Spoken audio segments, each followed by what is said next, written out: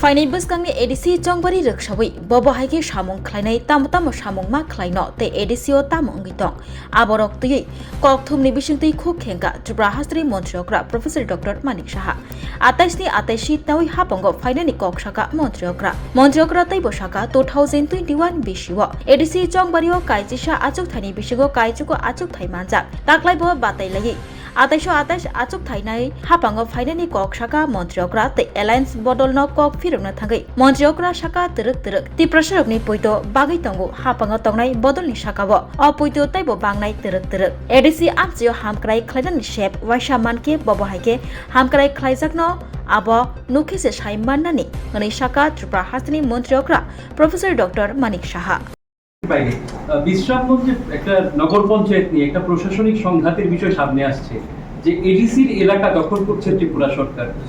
আপনার শরিক দল ত্রিপুরা বথার সুপ্রিমো পোস্টও করেছে সোশ্যাল মিডিয়াতে, এই বিষয়ে একটু ক্ল্যারিফিকেশন। দেখুন, কনফিউশন করা অনেকের অনেক ধরনের অনেকের লোক আছে, কিছু একটা আমার বাড়ির পাশে থাকলে ভাবে এটা আমার জায়গা, কিন্তু সরকার তো এরকম কাজ করবে না।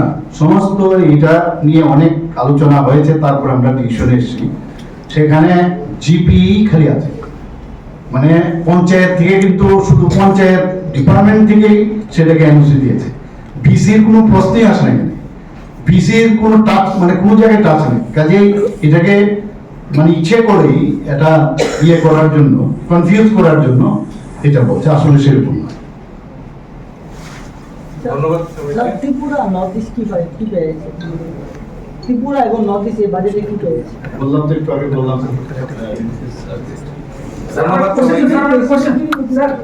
আমার কোশ্চেন ছিল, আপনি প্রায়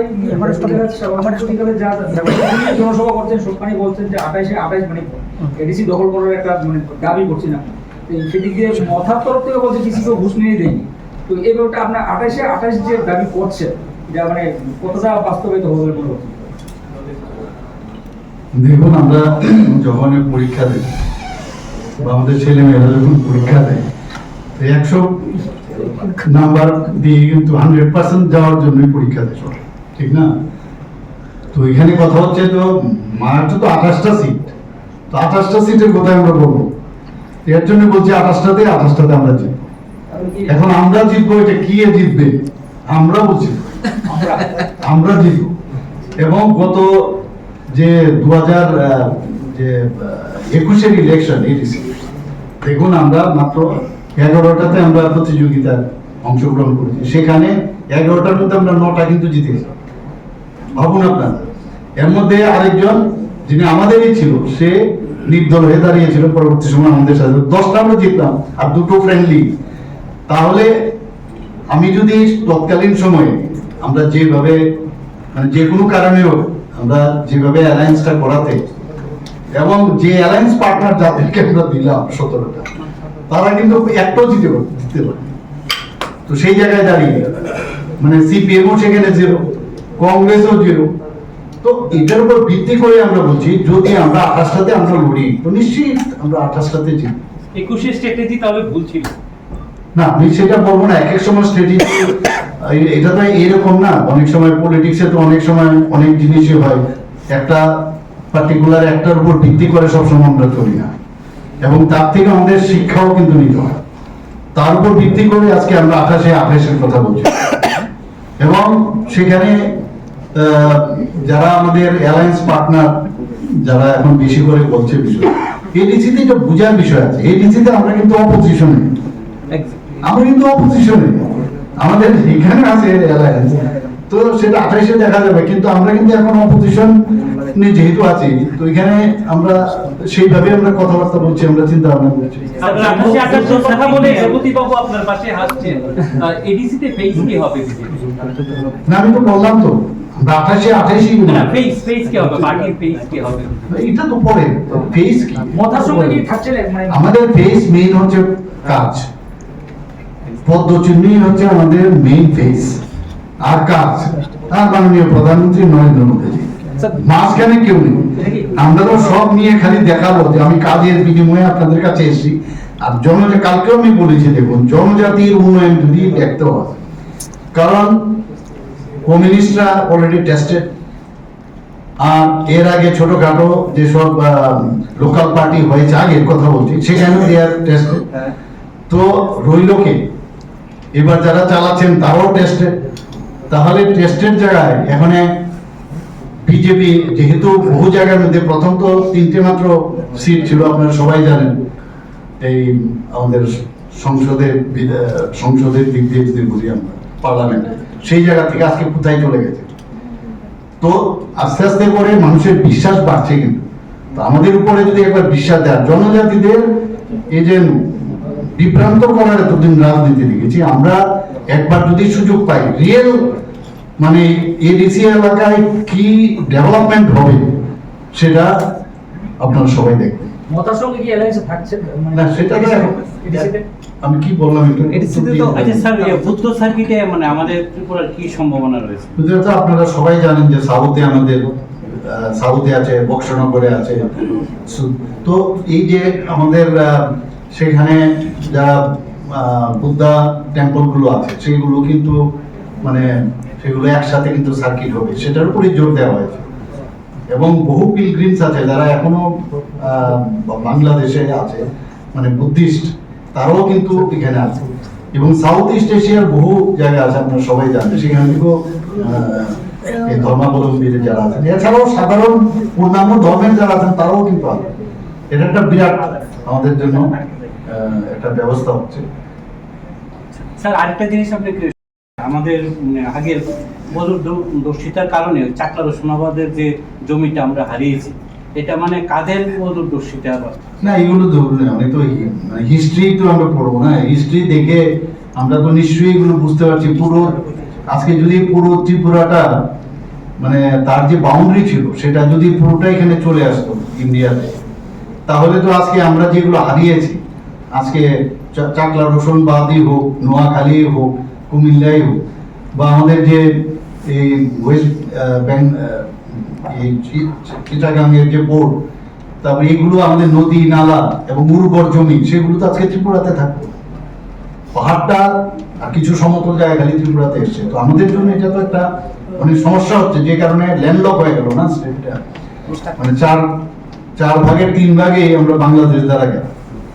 তো সাউথ ইস্ট এশিয়ার যেটা প্রবেশদ্বার আমাদের কিন্তু আজকে ত্রিপুরাটা হয়ে গেছে। যদিও আমরা অলরেডি আগের যখন বাংলাদেশের যিনি সরকারে প্রধান ছিলেন, ওই সময়ে আমরা যে মৈত্রী ব্রিজ অলরেডি তৈরি আছে, কানেক্টিভিটি রেলও, তো এগুলো যখন হবে আশা করি আগামী দিনে সেগুলো রিস্টোর হবে।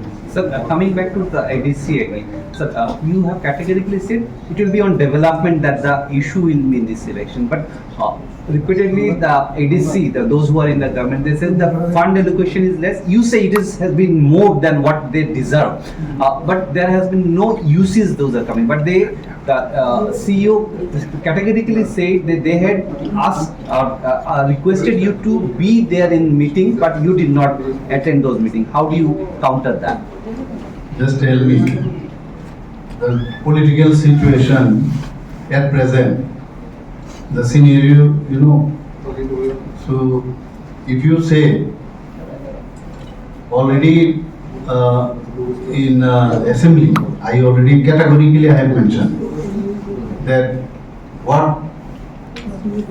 percentage of money we are giving to ADC.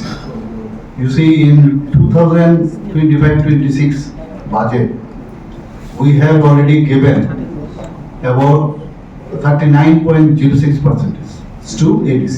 ADC area, particularly this tribal areas for development. And in 2025-26 this budget allocation, there also it is going to be up about more than 40%. And you see, there are some committed expenditure. For example, you have to give the salary of your government. Then this social pension you have to give, you ought to give. Then this pensioners you have to pay. Then you have to repay the this interest also. So if you remove that one, out of these we are giving this one. So they do not understand. They don't want to understand those what calculation we are giving. So intentionally they do not try to understand. But calculation says whatever we are giving, not only that, after 2018, when our government already have come to the power in the state, for development of hospital, my predecessor already have given 30 crore for development of the hospital in Kumlong. And few months back, I have given 30 crore again. Out of those, you see, for the development of this only for ADC or this tribal area, we have taken the fund from the World Bank, about 1,400 crore. Road, school, and then this electricity, everything.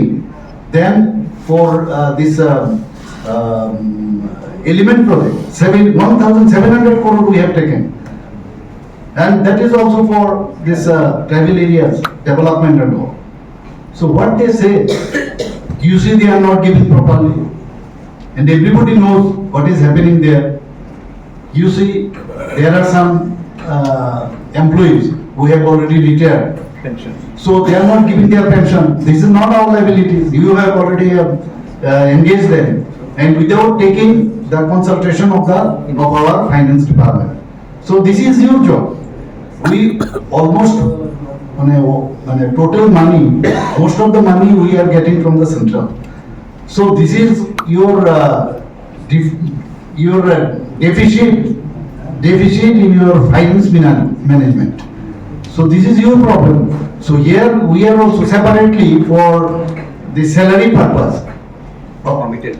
So central government, they are not paying us for salary, and then this for development separately they are not giving. So you have to manage that. So your management system is at fault. So this is your problem. This is not our problem. Their complaint is that the money is being utilized by the state government, but the ADC is not getting that fund. You know it. Sir আরেকটা প্রশ্ন sir, আপনারা এসে অনেক কিছু আমাদের মানে আগের যেসব জিনিসগুলি হারিয়ে যাচ্ছিল, যেমন গতকালকে জ্যাকসন গেটের একটা ইয়ে করেছেন, তুলসীবতী স্কুলের পেছনে দেখলাম একটা রাজ্যাভিষেকের একটা ইয়ে পড়ে, Coronation. ওইটাকে কি মানে আনা করবো এটা? নিশ্চয়ই করবো। আচ্ছা, তো আবার আপনাদের আমলে দেখা গেল যে মহারাজার আমলের যে মানে মেয়ে কন্যা যে অনঙ্গ মোহিনী, ওনার নামে যে রাস্তাটা ছিল, ওই রাস্তাটার নাম পরিবর্তন করে মানে আপনাদের একজন নেতৃত্বের, এটা ওই আইজিএম চৌমুনির থেকে টুয়ার্ডস টিআরসি চৌমুনি, কবি অনঙ্গ মোহিনীর রাস্তা ছিল আর কি, যিনি ত্রিপুরা প্রথম মহিলা কবি ছিলেন এবং মানে রবীন্দ্রনাথের সান্নিধ্যেও উনি ছিলেন। তো ওইটাকে চেঞ্জ করে কবি শ্যামাপ্রসাদ মুখার্জি সম্ভবত রোড রাখা হয়েছে। এটা হ্যাঁ, এটাকে নিয়ে আপনি কি বলবেন? Regarding that matter, I don't have any idea. আচ্ছা, I have to inquire, then I can tell you. আচ্ছা, আগরতলা শহরে আগরতলা শহরে যে ইনফ্রাস্ট্রাকচারের কাজ চলছে, মোটামুটি টার্গেট কবে নাগাদ শেষ হবে, কোন পর্যায়ে আছে? নতুন সেক্রেটারি এসেছেন, আমি কালকেও কথা বলেছি ওনার সাথে, আমি বলেছি তাড়াতাড়ি করে বৃষ্টির আগে কমপ্লিট করার জন্য। এবং উনি বলছেন যে দিনের বেলা কাজ করাটা একটু সমস্যা হয়, রাতের দিকেই কাজটা করতে হবে, আদারওয়াইজ মানুষের আসা যাওয়ার খুব সমস্যা হয়। উই আর মনিটরিং, আপনারা দেখবেন যে অনেকটা কিন্তু এগিয়ে গেছে কাজ কিন্তু এত সহজ না কাজ করা, মানে পাইপ লাগানো সমস্ত আগরতলা সেন্ট্রাল আগরতলা যে সমস্ত ইলেকট্রিসিটির লাইন, গ্যাসের লাইন, সমস্ত লাইনগুলো একটা পাইপের মাধ্যমে যাবে, সেগুলো ফিট করা, বলার করা ডিফিকাল্ট। স্যার